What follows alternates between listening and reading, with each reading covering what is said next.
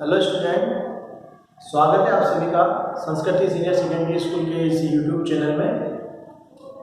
Online कक्षाओं की जो श्रृंखला चल रही थी उसी के अंतर्गत आज जो है हम फिर से इसके क्लास के अंतर्गत जुड़े हैं। तो अगर आप इस यूट्यूब चैनल पर अभी तक नए हैं और आपने इस चैनल को सब्सक्राइब नहीं किया है तो इस चैनल को सबसे पहले सब्सक्राइब कर लें और बेल आइकन को दबा दें ताकि आने वाले वीडियो जो हैं उनके नोटिफिकेशन आपको जो है मिलते रहें। और चैनल को ज़्यादा से ज़्यादा शेयर करें, यानी अपने मित्र जो हैं, अपने जानकार, अपनी कक्षा के जो दूसरे स्टूडेंट हैं, विद्यार्थीगण हैं, उनके साथ साझा करें, शेयर करें और लाइक और कमेंट करें ताकि इस चैनल का लाभ जो है घर बैठे जो दूसरे स्टूडेंट हैं वो भी अपने अध्ययन जो है उस अध्ययन को सुचारू रूप से चला सके। भाई यहाँ से जो अध्यापन कराया जाए उसका लाभ सभी को मिल सके, सभी तक पहुँच सके, इन निःशुल्क कक्षाओं का लाभ सब तक पहुँच सके, यही हमारा जो है लक्ष्य रहा है। इस विद्यालय की तरफ से एक लक्ष्य लेकर चले हम ताकि जो है इन ऑनलाइन क्लासों के माध्यम से जो विद्यार्थी घर पर रह रहे हैं अभी और घर पर रहने के कारण उनका अध्ययन बाधित है और इस कारण से वो क्या हो रहे हैं, अवसादग्रस्त हो रहे हैं, तो उनका अध्ययन बाधित नहीं हो और जो है अध्यापन हो, जैसे यहाँ से हम अध्यापन करा रहे हैं तो अध्ययन करके सुचारू रूप से अपना व्यवस्थित तरीके से अपनी कक्षाएं देखकर अपना अध्ययन जो है चला सके। तो इसीलिए कक्षाओं का आयोजन जो है वो किया जा रहा है। तो इस चैनल को भी ज़्यादा से ज़्यादा आप लोग साझा करें ताकि दूसरे स्टूडेंट भी इसका लाभ उठाएं और इस निःशुल्क चैनल पर अपनी कक्षाएं जो है अपने संबंधित विषय अनुसार वीडियो देखकर उसका लाभ प्राप्त कर सके। सभी क्लास जो है 9, 10, 11, 12 और भी जो छोटी कक्षाएं उन सभी की वीडियो विषय अनुसार, हिंदी, इंग्लिश और जो दूसरे विषय उनके विषय अनुसार, चैप्टर के अनुसार वीडियो इस पर मिल जाएंगे आपको लिस्ट में, तो वहां से वो वीडियो देखने से पूर्व के, ठीक है।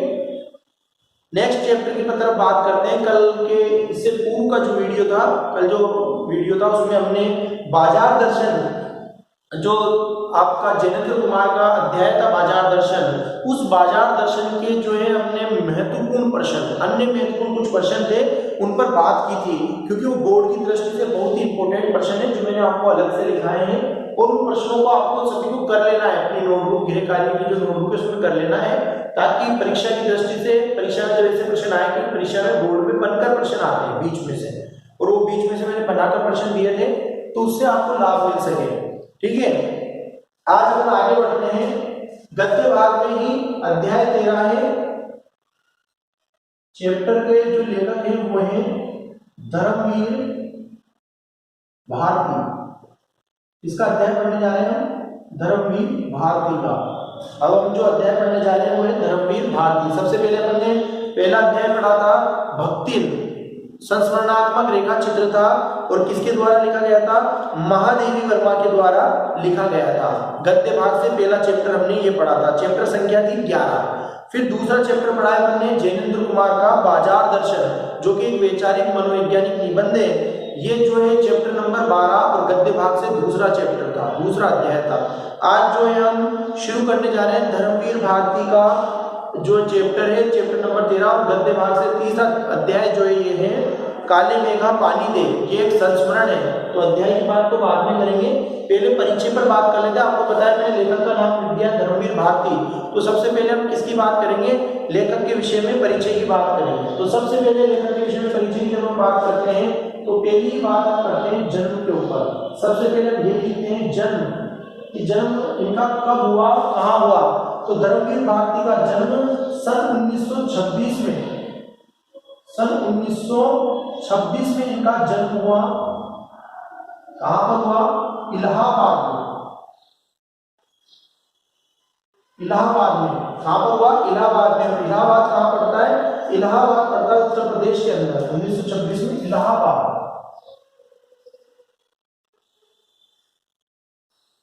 इलाहाबाद, इलाहाबाद उत्तर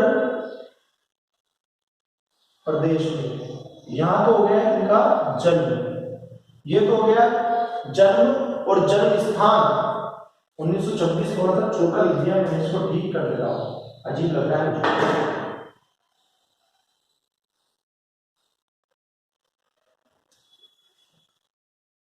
ठीक है, सन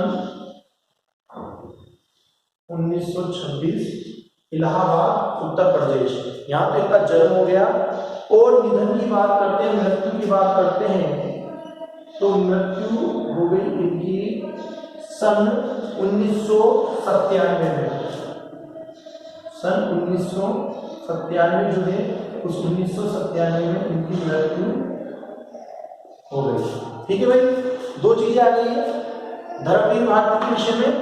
जन्म की बात कर रहे हैं, जन्म सन 1926, इलाहाबाद उत्तर प्रदेश, इलाहाबाद उत्तर प्रदेश के अंदर, और मृत्यु सन 1997 ईस्वी के अंदर। ठीक है, ये दो चीज हो गई है। फिर बात करते हैं प्रमुख रचनाएं। तीसरी जो बात आएगी वो आएगी रचनाओं की।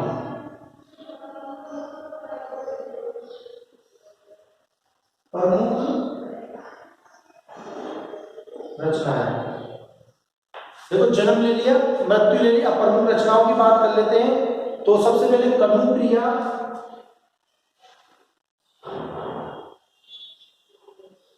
कनुप्रिया, फिर कनुप्रिया के बाद में चलेंगे 7 गीत वर्ष, 7 गीत वर्ष। भाई मैं बिना देखे भी लिख दूंगा, ऐसी बात नहीं है, लेकिन मैं इसलिए इसमें देख के लिखता हूँ कि जो आपके इसमें रचनाएं दे रही है, क्योंकि फिर मैं एक्स्ट्रा लिख दूंगा जो इसमें नहीं है, वो भी फिर मुझे याद है, फिर मैं ऐसे लिख दूंगा तो कंफ्यूजन हो जाता है। इसलिए इसके अकॉर्डिंग लिख रहा हूँ ताकि आपको याद रहती है, इसके अकॉर्डिंग आपको पता भी रहेगा, और इसमें जितनी है इतनी ही पढ़ेंगे फिर अपन। तो 7 गीत वर्ष, फिर ठंडा लोहा,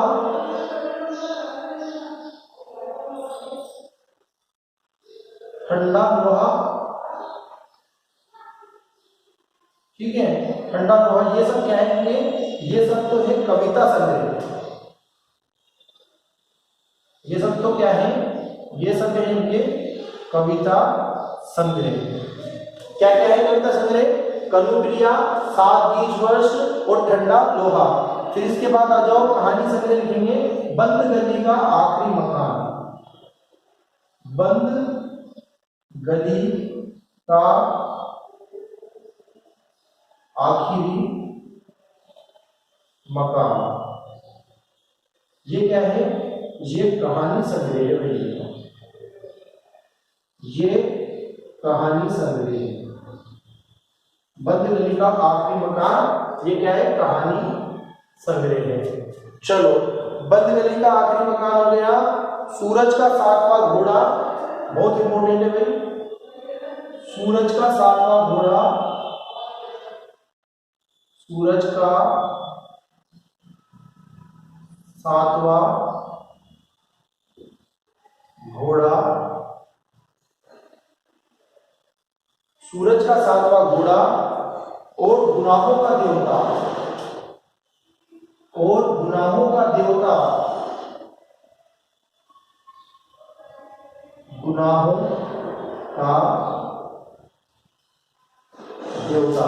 सूरज का 7वां घोड़ा और गुनाहों का देवता, ये क्या है, ये है इनके उपन्यास। दोनों बहुत प्रसिद्ध रहे भाई, सूरज का 7वां घोड़ा भी प्रसिद्ध रहा है और साथ में गुनाहों का देवता भी प्रसिद्ध रहा है। तो ये दोनों उपन्यास है। अंधा युग, गीति नाट्य, अंधा युग, ये क्या है, गीति नाट्य। गीति नाट्य समझते हो क्या आप लोग? गीति नाट्य का तात्पर्य होता है गीत शैली में लिखा हुआ नाटक, तो गीति नाट्य हो गया है। फिर गीति नाट्य के बाद में पश्यंती, पश्यंती, पश्यंती के बाद में, पश्यंती में बड़ी मात्रा, पश्यंती। फिर पश्यंती के बाद में है कहनी अनकहनी, यहां लिख देता हूं, मैं बोर्ड टूट रहा है थोड़ा सा, कोई बात नहीं। कहनी अनकहनी, कहनी अनकहनी, ये हो गया। फिर मानव मूल्य और साहित्य, मानव मूल्य और साहित्य, मानव मूल्य और साहित्य आ गया। और ठेले पर हिमालय, ये सब निबंध संग्रह है भाई इनके। और ठेले पर हिमालय, ये सभी क्या है, ये सभी हैं इनके निबंध संग्रह। क्या है, ये सभी निबंध संग्रह है, ये सभी लिखे हैं। ठीक है, और सम्मान की अगर बात करें तो सम्मान अभी लिख देंगे पर इसके बाद में, यहाँ तक समझ लेते हैं, फिर सम्मान की बात अभी एक साथ लिख देंगे, पर सम्मान एक साथ लिख देंगे। इतना तो आ गया ना आपको, ये तो सब दिख रहा होगा, ये सब भी आपको नजर आ रहा है ठीक से? ये लो भाई, अब ठीक से नजर आ जाएगा आपको, ठीक है ना, अब नजर आ रहा है आपको ठीक से। इन पर बात कर लेते हैं पहले, फिर बोर्ड क्लियर कर देंगे अपन। देखो धर्मवीर भारती की बात कर रहे हैं। धर्मवीर भारती जन्म आ गया सबसे पहले, जन्म की जब हम बात करते हैं तो जन्म सन 1936 ईस्वी के अंदर। कब हुआ? 1936 ईस्वी के अंदर। कहाँ पर? इलाहाबाद में, और इलाहाबाद कहाँ है? उत्तर प्रदेश के अंदर। फिर मृत्यु की बात कर रहे हैं, मृत्यु हो गई सन 1997 ईस्वी के अंदर। 1997 में इनकी क्या हो गई? मृत्यु हो गई। ठीक है, फिर इसके बाद आगे चलते हैं, प्रमुख रचनाओं की बात कर रहे हैं तो प्रमुख रचनाएं की बहुत इंपॉर्टेंट है, इसलिए जीवन परीक्षा बहुत इंपॉर्टेंट रहेगा भाई इनका। कनुप्रिया, 7 गीत वर्ष, ठंडा लोहा, ये तो क्या है? कहानी संग्रह है। इसके अलावा बंद गली का आखिरी मकान, ये क्या है? कहानी संग्रह, ये तो कविता संग्रह। कनुप्रिया, 7 गीत वर्ष और ठंडा लोहा, कविताओं का संग्रह। बंद गली का आखिरी मकान, कहानी संग्रह। सूरज का 7वां घोड़ा, गुनाहों का देवता, ये उपन्यास के दोनों बहुत प्रसिद्ध उपन्यास रहे हैं। अंधायुक्त का गीति नाट्य, यानी गीत रूप में लिखा गया नाटक है, तीनों बहुत प्रसिद्ध है। पश्यंती, केनी अनकेनी, मानव मूल्य और साहित्य, ठेले पर हिमालय, ये सब क्या है? निबंध संग्रह है। अब इसके बाद सम्मान की जब हम बात करते हैं तो सम्मान इनको कौन कौन से मिले? सम्मान पद्मश्री, व्यास सम्मान और साहित्य के अन्य पुरस्कार। तो मैं यहाँ लिख देता हूँ सम्मान, यहाँ साइड में सम्मान लिख देता हूँ, यहाँ जगह बची है तो यहाँ पे सम्मान लिख देता हूँ। सम्मान कौन कौन से सम्मान मिले इनको? एक तो पद्मश्री, ठीक है, एक तो मिल गया पद्मश्री, और पद्मश्री के साथ में व्यास सम्मान और व्यास सम्मान, पद्मश्री और व्यास सम्मान। ठीक है, ये ध्यान रखना, ये अलग है, ये अपने अलग मैंने लाइन खींच दी, इसका अलग पढ़ लेना। सम्मान पद्मश्री और व्यास सम्मान इसको प्राप्त हो चुका है, और साहित्य के अन्य राष्ट्रीय पुरस्कार भी इनको मिल चुके हैं। ठीक है, ये तो हो गई परिचय के बारे में बात। अपनी सहज प्रवृत्तियों को मारो मत, लेकिन उनके दास भी ना बनो। अपनी सहज प्रवृत्तियां, यानी मनुष्य के अंदर सहज जो प्रवृत्तियां, जो कार्य करने की प्रवृत्तियां, उसके अंदर जो चीजें हैं, उन प्रवृत्तियों को कह रहे हैं मारो मत, लेकिन उनके दास भी मत बनो, उनके गुलाम भी मत बनो कि वो करने के आदि बन जाओ आप, वो जो चाहे उनके हाथ आप काम करो। जीवन के सहज प्रवाह में उन्हें आने दो, कि जीवन का जो सहज प्रवाह, साधारण सा जो बहाव है, उसमें उन्हें आने दो, फलीभूत होने दो, यानी फलने फूलने दो। पर यदि वे निरंकुशता से हावी होने लगे तो उन्हें भस्म कर देने की तेजस्विता और आत्मनियंत्रण भी रखो। पर यदि वे क्या करें? निरंकुश होने लगे, वो क्या प्रवृत्तियां हमारी बात नहीं माने, प्रवृत्तियां हमारा अधिकार नहीं चले उन पर, वो निरंकुश होने लगे, हावी होने लगे, तो उन्हें क्या कर देना चाहिए? भस्म कर देना चाहिए। भस्म कर देना यानी नष्ट कर देना, जलाकर नष्ट कर देते हैं ना, उसे भस्म करना। तो यहाँ पर नष्ट कर देना आएगा कि नष्ट कर देने की तेजस्विता, यानी ऐसा तेज गुण और आत्मनियंत्रण भी रखना हमें आवश्यक है। गुनाहों के देवता उपन्यास से लोकप्रिय, देखो मैंने आपको कहा था कि ये जो है उपन्यास गुनाहों का देवता, सूरज का 7वां घोड़ा, दोनों उपन्यास बहुत प्रसिद्ध रहे। ये बात कर रहे हैं इसकी गुनाहों के देवता की, गुनाहों के देवता उपन्यास से लोकप्रिय।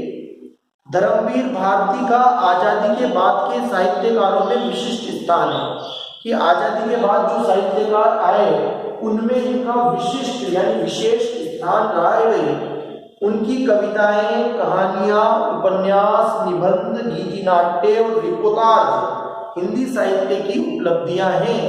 यानी इन्होंने ये बहुमुखी प्रतिभा वाले थे, एक से अधिक प्रतिभाएं थी। प्रतिभाओं में क्या क्या इन्होंने लिखा? इनकी लिखी गई है कविताएं, लिखी गई है इनकी, फिर कविताओं के साथ में कहानियां हैं, उपन्यास है, निबंध है, गीति नाट्य है और गद्य एक विधा होती है रिपोर्टाज, जो रिपोर्ट के जैसे ही होती है लेकिन उससे अलग है, वैसी होती है लेकिन उससे भिन्न है।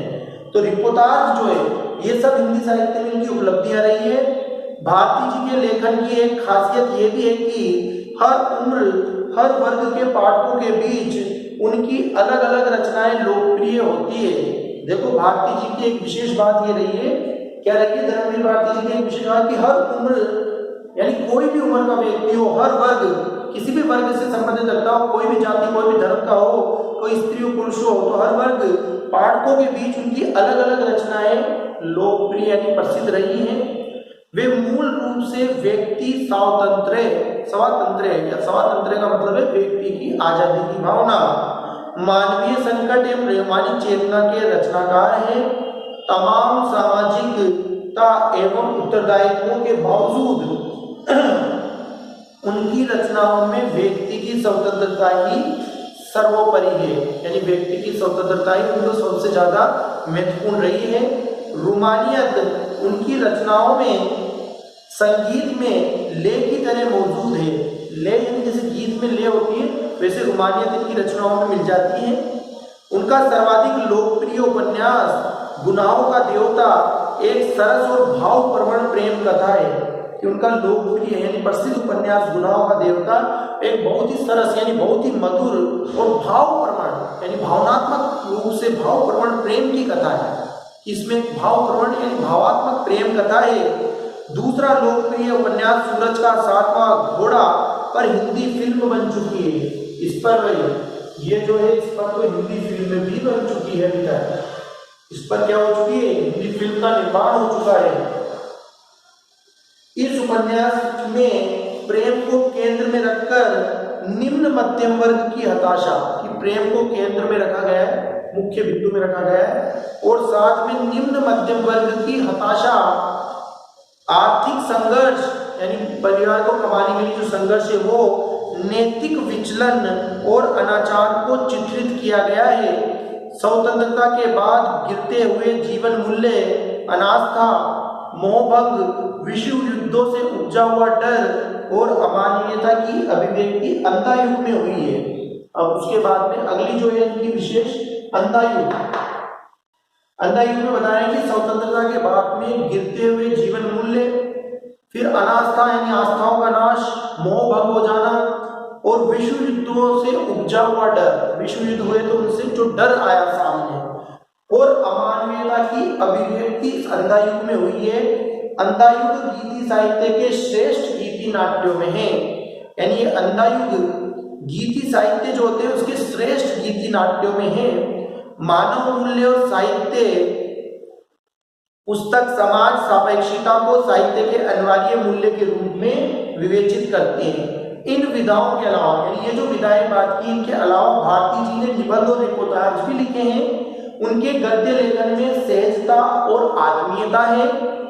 बड़ी से बड़ी बात वो बातचीत की शैली में कहते हैं, चाहे कोई बड़ी से बड़ी बात है वो अपनी बात को कैसी शैली में, बातचीत की शैली में कह जाते हैं और सीधे पाठकों के मन को छूते हैं और सीधे क्या करते हैं, पाठकों का जो मन है उन पाठकों के मन को मानो छू लेते हैं।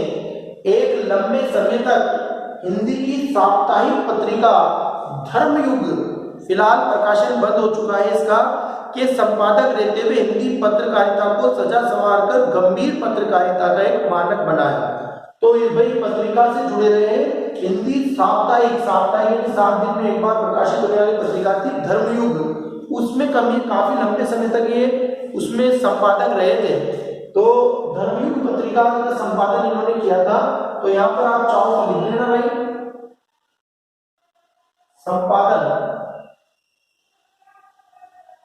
संपादन में लिख लेना या पत्रिका करके लिख लेना, पत्रिका है तो पत्रिका में लिख लेना धर्मयुग, या संपादन किसका किया इन्होंने, धर्मयुग का संपादन किया। ये आपका परिचय लेखन का धर्मवीर भारती का पूर्ण हो गया है। ठीक है, अब यहाँ प्रस्तुत संस्करण मैं इसको मिटा रहा हूँ भाई, आपने नोट कर लिया होगा। अब मैं इसको मिटा रहा हूँ, निकिया हो तो इसको पीछे करके आप पोस्ट करके एक बार नोट कर लेना। अब मैं आगे की तरफ बढ़ रहा हूँ इसके बाद में। यहाँ जो चैप्टर है उसके विषय में बात करेंगे अपन। मैं बोर्ड क्लियर कर रहा हूँ, बोर्ड क्लियर कर रहा हूँ मैं, ठीक है। अब यहाँ पर अपन जो बात कर रहे हैं काले मेघा पानी दे, तो ये किसके द्वारा कर रहे हैं? धर्मवीर भारती। तो वापिस से हम पहले लेखक का परिचय, लेखक का नाम लिख देते, धर्मवीर भारती। और धर्मवीर भारती का जो आया है वो आया अपने काले मेघा पानी दे, है ना भाई। स्थिति भी ऐसी है, यही दिन आ गए, काले मेघा पानी दे, आकाश में बादल छाने लगे हैं, वर्षा के दिन चल रहे हैं, तो मानसून का आगमन हो गया, तो काले मेघा पानी दे, उसी पर बात कर रहे थे। यहाँ धर्मवीर भारती है, और इस धर्मवीर भारती का काले मेघा पानी दे हमारे पाठ्यक्रम में अध्याय दिया गया है। और ये क्या है? ये एक संस्मरण है। ये क्या है? ये एक संस्मरण है, काले मेघा पानी दे। तो चलो यहाँ प्रस्तुत पेज संख्या 98 पर देखेंगे पाठ परिचय कि यहाँ प्रस्तुत संस्मरण काले मेघा पानी दे में लोक प्रचलित विश्वास और विज्ञान का द्वंद्व का सुंदर चित्रण हुआ है। कि यहाँ पर जो संस्मरण आया है काले मेघा पानी दे, तो ये काले मेघा पानी दे जो संस्मरण आया है, इस संस्मरण में लोक प्रचलित विश्वास कि सामान्य जन का जो विश्वास है और विज्ञान, यानी सामान्य जन मानता है कि ऐसे मांगने से पानी मिल जाता है, ऐसी मान्यता है। और विज्ञान का मानना है कि मानसून आता है, कम दबाव का क्षेत्र बनता है, मानसून आता है तो बारिश होती है। तो इसमें द्वंद्व यानी जो टकराव है विचारों का, इसका सुंदर चित्रण किया गया है। विज्ञान का अपना तर्क और विश्वास है और अपना सामर्थ्य है कि विज्ञान अपना तर्क देता है, अपना विश्वास है और अपना सामर्थ्य रखता है। इसमें कौन कितना सार्थक है, ये प्रश्न पढ़े लिखे समाज को उद्वेलित करता है। इसी दुविधा को लेकर लेखक ने पानी के संदर्भ में प्रसंग रचा है। यानी पानी के संदर्भ में ये प्रसंग जो है, ये घटना या ये जो रचनाएं रची है। आषाढ़ का पहला पखवाड़ा, देखो बारिश का पहला माह, मैंने हिंदी माह जो होते हैं चैत्र, बैसाख, ज्येष्ठ, आषाढ़, फिर श्रावण, भाद्रपद, अश्विन, फिर अश्विन के बाद कार्तिक, पौष, माघ, महा, फागुन, ये सब हिंदी महीने हैं। तो हिंदी महीने की बात कर रहे हैं, तो ये बात कर रहे हैं आषाढ़ का महीना कि बारिश जब गर्मियाँ पड़ती है जेठ के महीने में, उसके बाद आषाढ़ प्रारंभ होता है। और आषाढ़ में क्या होता है? आषाढ़ के अंदर वर्षा शुरू होने लग जाती है। आषाढ़, फिर उसके बाद श्रावण में खूब वर्षा होती है और भाद्रपद तक चलती है। तो आषाढ़ का पहला पखवाड़ा, पखवाड़ा होता है 15 दिन का समय। पखवाड़ा मतलब पखवाड़ा, पखवाड़ा का मतलब होता है क्या? 15 दिन का समय, ठीक है ना। और आषाढ़, आषाढ़ का मतलब है भाई, आषाढ़ जो है, आषाढ़ का मतलब हो जाएगा आपके भरे। आषाढ़, आषाढ़ हिंदी का,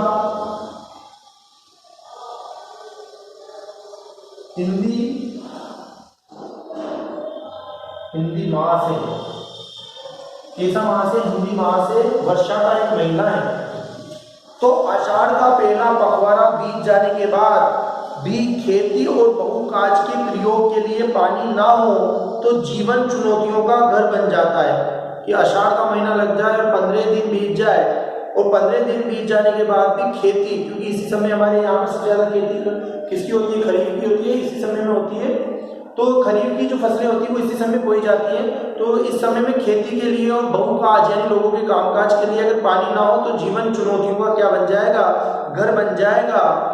और उन चुनौतियों का निराकरण विज्ञान ना कर पाए तो उत्सव धर्मी भारतीय समाज चुप नहीं बैठता। और वो जो चुनौतियां हैं, उन चुनौतियों का अगर विज्ञान जो है वो उन चुनौतियों को जो है निराकरण नहीं कर पाए, समाधान नहीं कर पाए, तो उत्सव धर्मी भारतीय समाज, उत्सव धर्मी यानी उत्सवों को मनाने वाला, उत्सवों को मानने वाला भारतीय समाज चुप नहीं बैठता।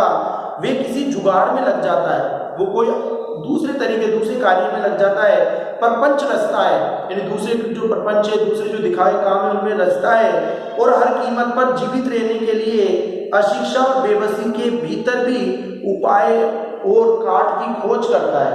ये देखो, अशिक्षा और बेबसी की इस हालत में भी वो क्या करता है, भीतर से इस उपाय की खोज करना और काट करने का कार्य करता है। लेखक ने अपने किशोर जीवन के संस्मरण में दिखलाया है कि अनावृष्टि दूर करने के लिए गांव के बच्चों की इंद्र सेना द्वार द्वार पर पानी मांगते चलती है। लेखक ने क्या बताया है कि किशोर जीवन, जब वो जवान होने लगा था, यानी बाल्यावस्था के बाद का समय, तो किशोर जीवन के इस संस्मरण में जब उन्होंने ये याद बताया, ये याद के आधार पर बताया है, दिखलाया है कि अनावृष्टि जब बारिश नहीं होती थी तो अनावृष्टि दूर करने के लिए गांव के बच्चों की इंद्र सेना द्वार द्वार पर क्या करती थी, पानी मांगती थी और पानी मांगते चलती। लेखक का तर्कशील किशोर पर भीषण सूखे में उसे पानी की निर्मम बर्बादी के रूप में देखता है कि ऐसे समय में भी घर में बचा हुआ पानी जो होता था वो इस इंद्र सेना पर डालते रहे, तो उस समय में पानी की निर्मम बर्बादी जो है लेखक इसको समझता है। अरे भाई, आपने देखा होगा, आज भी आप ग्रामीण परिवेश से जुड़े हुए लोग हैं, तो हमारे गली मोहल्ले में अगर आपने देखा हो तो छोटे छोटे बच्चे वर्षा के दिनों में आधे नंग धड़क निकल जाते हैं और काले मेघा पानी देते, ऐसे निकलते हैं ना, मांगते रहते हैं, रिमझिम पानी देते और लोग उन पर पानी डालते हैं, लोग पैसे देते हैं। तो यही बता रहे हैं यहाँ पर कि उस समय उन पर पानी डालना क्या है, एक निर्मम बर्बादी के रूप में देखता है लेखक जो है इसको। इसे किशोर मन का वितर्क नहीं, वैज्ञानिक तर्क ही कहना चाहिए। इसे किशोर मन का वितर्क, यानी किशोर मन के कारण कि भाई युवावस्था के कारण ये तर्क दिया, ऐसा नहीं, इसे वैज्ञानिक तर्क कहना चाहिए। ये विज्ञान के आधार पर दिया गया तर्क है और विज्ञान विषय की इतने दीर्घ काल तक पढ़ाई और विज्ञानोपलब्ध आविष्कारों से अपने जीवन की भौतिक सुख सुविधाओं से भरते रहने के बावजूद इस देश के जनमानस में ऐसी वैज्ञानिक दृष्टि का न जन्म पाना अफसोसजनक ही कहा जा सकता है। देखो क्या कह रहे हैं कि इसको वैज्ञानिक तर्क कहना चाहिए। विज्ञान विषय की इतने दीर्घ काल, यानी इतने लंबे समय तक पढ़ाई की, विज्ञानों उपलब्ध आविष्कारों से अपने जीवन की भौतिक सुख सुविधाओं को भरते रहने के बावजूद, कि विज्ञान द्वारा उपलब्ध किए गए जो आविष्कार है उनकी सुख सुविधाएं, उनके जो आराम है, उनका जो है सुख सुविधाओं को हम क्या करें, हमेशा आराम में अपने प्रयोग में ले रहे हैं, उसके बावजूद भी इस देश के जनमानस, यानी इस देश के जो साधारण जन का जो सोच है, मनुष्य की जो सोच है, उनमें ऐसी वैज्ञानिक दृष्टि का ना जन्म पाना अफसोसजनक ही कहा जा सकता है। पर जनता के सामूहिक चित्त में बैठे विश्वास का क्या करें। लेकिन जनता जो है, उनके सभी के मन में चित्त, यानी मन में एक विश्वास बैठा हुआ है, उसका क्या करें, जिनसे संचालित होने वाले कुछ लौकिक कर्मकांड संस्कृति की घटना के रूप में हमें लगते हैं। यानी हमें ऐसा लगता है कि कर्मकांड क्या है, हमारी संस्कृति का अंग है। यदि वे विश्वास प्रत्यक्ष जानलेवा या नस्ल, जाति, मजहब और लिंग के आधार पर किसी समुदाय के लिए अपमानजनक हो, तब तो उन्हें अंधविश्वास कहकर उनका शीघ्र निराकरण करना ही कर्तव्य है। भाई, अगर ये विश्वास जो है प्रत्यक्ष रूप से मान लो जानलेवा हो या नस्ल के आधार पर, जाति, मजहब, लिंग के आधार पर किसी समुदाय के लिए, किसी वर्ग के लिए अपमानजनक हो, तब तो इन्हें दूर कर देना, अंधविश्वास कहकर इन्हें शीघ्र इनका निराकरण कर देना ही एकमात्र हमारा कर्तव्य है।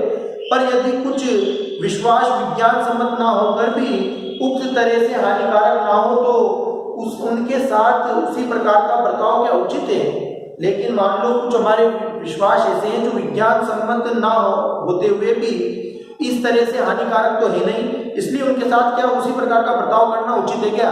भैया हमारी संस्कृति में चले आ रहे हैं, तो ऐसा क्या लेखक उनसे प्रश्न कर रहा है। ऐसा करने में क्या हमारी सांस्कृतिक मन के खाली हो जाने का खतरा नहीं है, और क्या अगर ऐसे करते रहेंगे, इसी मान्यताओं को अपन समाप्त कर देंगे, तो हमारा सांस्कृतिक मन जो है वो धीरे धीरे बिल्कुल खाली नहीं हो जाएगा क्या। तो आज तो भाई यही तक ही रख लें, थोड़ा सा परिचय बचा था, लेकिन आज का वीडियो पूरा होने वाला है, तो इतना ही रखें आज तो।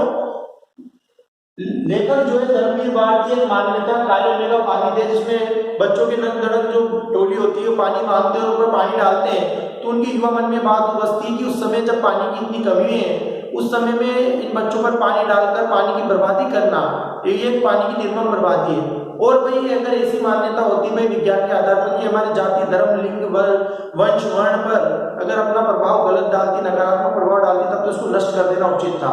लेकिन इससे ऐसा कोई प्रभाव तो नहीं पड़ता है। और अगर ऐसी मान्यताओं को भी हम धीरे धीरे समाप्त कर देंगे तो हमारा मन क्या हो जाएगा, हमारा सांस्कृतिक मन जो है बिल्कुल खाली खाली सा हो जाएगा। तो आज भाई इस कक्षा में, इस ऑनलाइन कक्षा में आज इतना ही। आप लेखक का परिचय जो है आज गृह कार्य की नोटबुक में कर लेंगे। कल जो है मैंने जैनेंद्र के प्रश्न अभ्यास करा दिए थे, उन्हें पूर्ण करके और होमवर्क के ग्रुप में भेज देंगे। तो आज के इस वीडियो में बस इतना ही, बाकी अगले वीडियो में फिर मिलेंगे। शुभ दिन, धन्यवाद।